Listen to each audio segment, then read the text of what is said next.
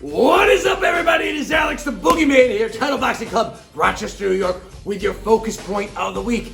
And this week, we're going to talk about avoiding something that I call punch mush. Punch mush.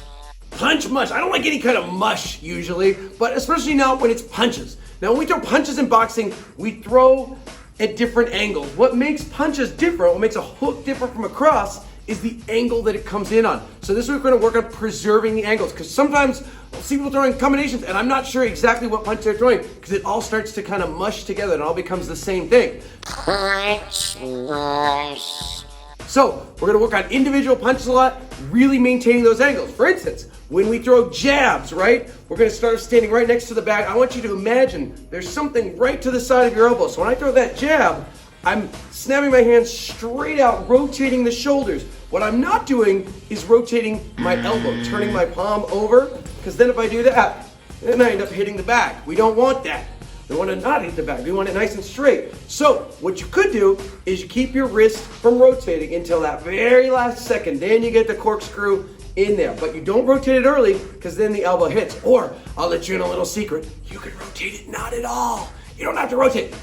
Same thing on the cross, right? Standing in close, rotate at the last second. That little last second corkscrew is gonna give you a little extra power, but don't do it at the expense of bringing your elbow out. Once your elbow comes out, you lose power, and that punch is actually very easy to defend because you see it coming. Now, same thing on uppercuts, right? When we throw uppercuts, we wanna come at that upward angle, but we don't want our elbows going wide here. So you can imagine you're throwing an uppercut against a wall, you're dipping down, lifting up, but you're not letting that elbow come off to the side. And you want your uppercut straight up the middle. Sure, sometimes the angle will change depending on your opponent, but we want to make sure we can throw uppercuts straight. That means turning your palm down, turning your wrist all the way. If your wrist is not turned, it'll be hard to get straight up like that. So in that case, we want to turn our wrist. You can even turn it early, or again, corkscrew it as you throw it. Hook punches, right? What I see with hook punches a lot are the elbow is too low. So the elbow ends up being lower than the hand, and then it kind of starts to mush together. I'm not quite sure what's happening. Or the hooks aren't coming around the side.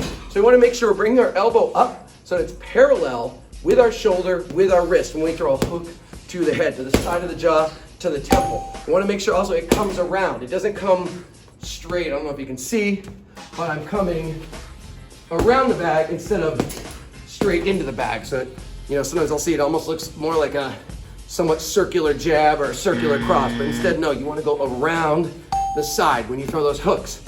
Body shots, well, any punch to the body, really, we want to make sure we differentiate those as well. Sometimes I'll see hooks and body shots, and I'm not sure what's the hook and what's the body shot. Remember, we want our hooks up to that chin or jaw level, side of the jaw, temple even. Body shots we want down into those ribs. So we want to make sure that it's your own size opponent you're fighting. So if you're throwing body shots, they're down low and the hook comes up higher. Also, when we throw jabs and crosses to the body, it's the same thing. This is something I know you hear me harangue a lot. You want to drop down as you throw the punch. It's a straight punch, but you're dropping down, you're ducking. Imagine you're ducking underneath a punch as you throw it. What I see a lot is no knees, no legs. Some people will punch down. We don't want that. We also don't want you to get low and then punch. It happens all at once. But I don't want you to be subtle with the knees. I want you to actually bend down, drop your weight down, like you're ducking under a punch. Finally, we'll talk about the overhand. The overhand, oftentimes, what I see is it's not quite coming at that downward slashing angle. It's more like a cross, kind of just a downward cross, or sometimes it's just more like a right hook, rear hook. So, want to make sure that overhand, we're dipping our left shoulder, we're bringing our weight down, and we're coming at that angle. Now, an overhand can be a lot of different angles. It's less, but I want just kind of the default to be that 45 slashing down.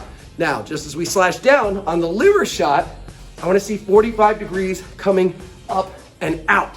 So the liver shot is different than a hook to the body. A hook to the body is coming around circular, hitting the side. Liver shot's coming a little bit more forward, and it's coming up and out. I like to imagine that I'm Wolverine, a superhero, and I'm putting my claws right through somebody when I throw that liver shot. So that's a lot of information. We're gonna be working on these punches, preserving these angles, making sure we're throwing punches at all different angles at their proper default level, and we're not making them into a bunch of mush. Punch Mush. Because that is how we do it.